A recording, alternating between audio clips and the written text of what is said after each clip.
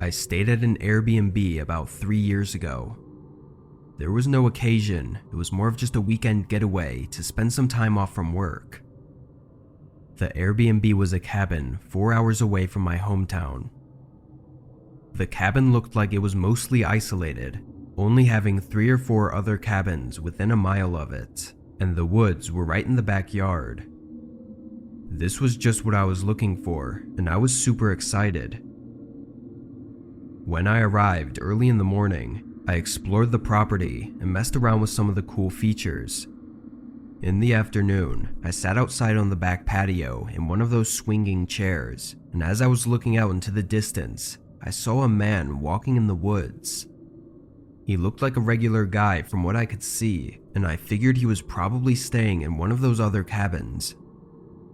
He walked deeper into the woods until I couldn't see him anymore, and I continued enjoying the nature.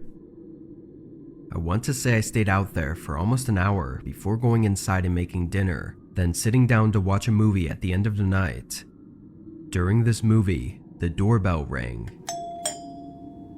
I didn't even know the cabin had a doorbell, but regardless, I went up and answered the front door. A man standing on the porch, and I recognized him as the guy I'd seen earlier in the woods. "How can I help you?" The man smiled wide and said he'd been lost for a few hours and needed help getting back to his cabin. I paused for a second, knowing there was something strange about this guy, but I couldn't quite figure out what it was. "Yeah, let me get my phone and you can search the address." I closed the door and went over to the couch, picking up my phone and going back. But when I opened the door, he was gone. He wasn't anywhere on my porch or in the front yard. I stood in the doorway for a second, then closed it and went back to the couch. I knew something was off about that guy, but this just didn't really make any sense. I stayed cautious for a while, but eventually I went to bed. I slept surprisingly well, and in the morning, I got up and went outside on the back porch to drink my coffee. But just 10 minutes later, I saw something I didn't expect to see. That man from yesterday was walking in the woods in the same place he was before, seemingly walking on the same path. One thing I knew for sure now was that he definitely wasn't lost, but then why did he come up to my cabin? I went back inside after seeing that and called one of my friends to tell them about this weird situation. It made me feel better to talk it over and have someone else be confused with me, but as we talked, I heard something that almost gave me a heart attack. The doorbell. I quickly whispered to my friend what was happening, and I left the phone call going while I answered the door. "Do you need something?" I asked. The man smiled and repeated the same thing he said yesterday about being lost and needing help. I looked at him with an annoyed and confused face. Then he spoke again. "Can you get your phone and search for the address?" My whole body went cold when he said that. I slammed the door shut and updated my friend, who told me I needed to get out of there right away. I agreed, hurrying to pack all of my bags. I checked the peephole to make sure the guy had left before I went out to my car. After shoving my bags in the back seat, I got in and started backing out. As I did, the man appeared in the front window, standing inside the house, and watched me drive away. When I got home, I contacted the Airbnb owner and let them know about this crazy guy who broke into his rental. His response was very short, and he didn't even seem worried about it at all. He just apologized for me disliking my stay. I don't know what he was trying to do, but it had my head spinning the whole time. Even now, I still don't know what his plan was, but seeing him standing in the window inside the house just 30 seconds after I left was the most horrifying and creepy thing I'd ever seen.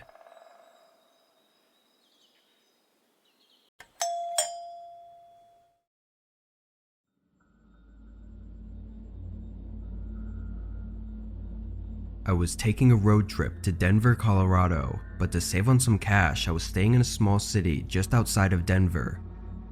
I'll admit that I didn't do a ton of research on the city I was staying in and really just chose it because it was only 15 minutes out.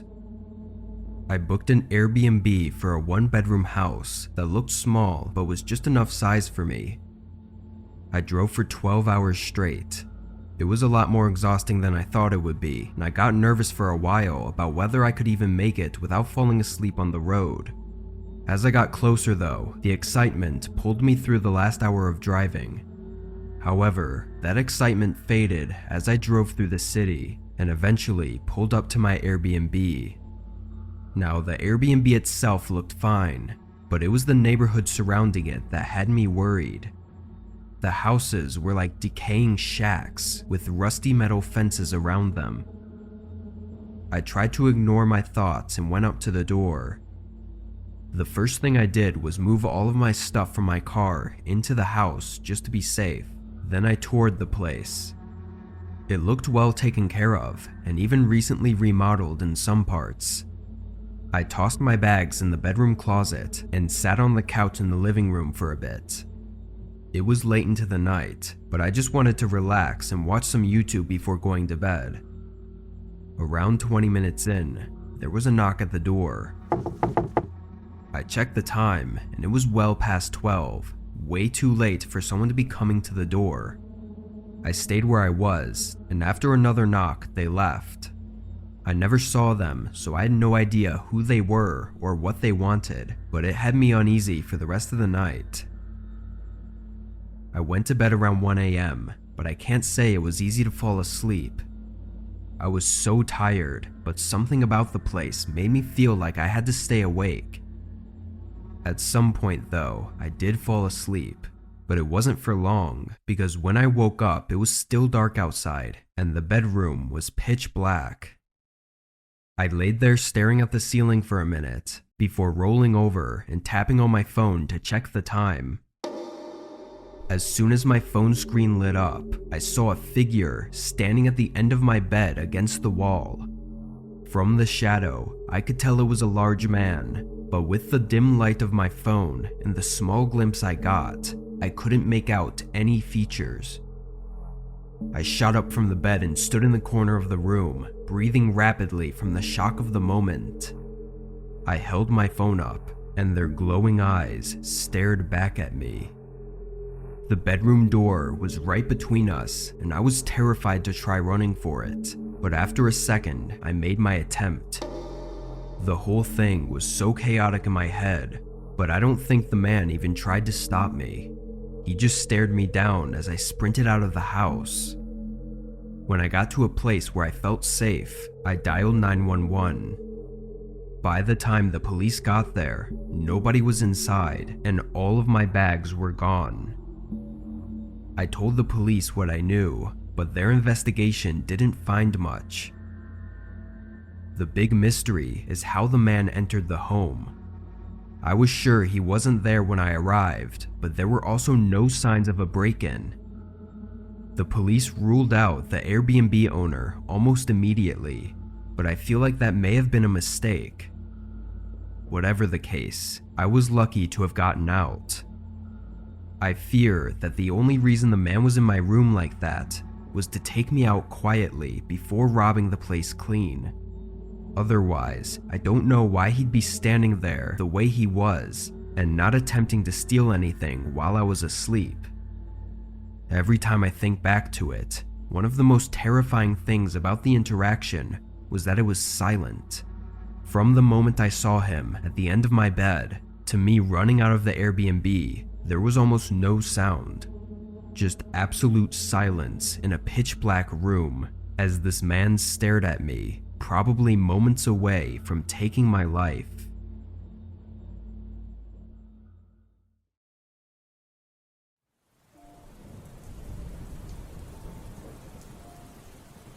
In my late 20s, I was traveling the country, visiting different states every couple months in search of somewhere to possibly move to. I was alone at the time, and since I was traveling so much, I had to save money on where I would stay. For every trip I took, I would find the cheapest hotel or Airbnb in the area and book it. On this trip, I had booked a small Airbnb labeled as a private room. This usually just meant that I would be staying in a spare bedroom of someone's house. It's fairly common on Airbnb, and I'd done it several times before with no issues. When I landed at the airport, I had a taxi drive me to the Airbnb and drop me off. Due to flight delays, it was 11 p.m. when I got there. I knocked on the front door and waited. I knew it was late, but I texted the host and let them know hours beforehand that I would be here around this time. I knocked again and listened. Someone was moving around in the left side of the house. I didn't know what they were doing, but they were definitely awake. I knocked louder this time, and finally, the host came up and opened the door. He was a tall, older man with long gray hair and a scruffy beard. He stood in the doorway without greeting me or saying anything, so I introduced myself. Hi, I'm Mike, here for the Airbnb. The man nodded and let me in. He showed me to my room, which was on the left side of the house, next to another bedroom. After giving me a spare key, he walked away and went upstairs. The man never said a word. Maybe he just didn't like interacting with his guests, which I understood, and honestly, I would always prefer not to see the host either if possible. My room was very small, a lot smaller than expected. The bed took up most of the space, and there was no other furniture in the room aside from a nightstand, but at least there was a small connected bathroom. I dropped my bags down and showered, then got in bed. As I laid there with my eyes closed, I heard someone walking around upstairs. They sounded like they were right above me, just walking all over the place for at least 10 minutes, until I heard them go to the stairs and walk down. They came over by my room and stood what I thought was right outside my door, but then they opened the room next to mine and went inside. For as long as I managed to stay awake, they stayed in that room and were working on something, moving around all night. When I woke up, the house was quiet. I stepped out of the room and saw the host standing in the kitchen. Good morning. I said to be friendly, but he didn't say anything back. I left and got a taxi into the city to see how it was, but after walking around for a day, I knew it wasn't going to be my favorite place. Around 9 p.m., I headed back to the Airbnb. When I walked inside, all the lights were off except for the one in my room. The light was glowing under the door, but I knew I had turned it off before leaving. I began walking over, but all of a sudden, the door swung open and the host quickly walked out of my room and into the other room, closing and locking the door behind him. I went up and knocked on his door, trying to ask him what he was doing, but the man refused to open up. It could have been nothing, like him making sure the amenities in the bathroom were full, but him not talking made it all the more unnerving. I went into my room and packed up my bags. I wasn't sure what I was going to do yet, as far as leaving now, or just leaving in the morning like I was supposed to. My gut was telling me that there was something wrong here, but my head was telling me that I was just overthinking everything. Then I heard the door to the other room open. I looked over at my door as the man walked out into the hallway, and that's when I noticed what the man had done in my room. The doorknob had been replaced, and the lock wasn't on my side anymore. It was on the outside. I jumped up and pulled open the door.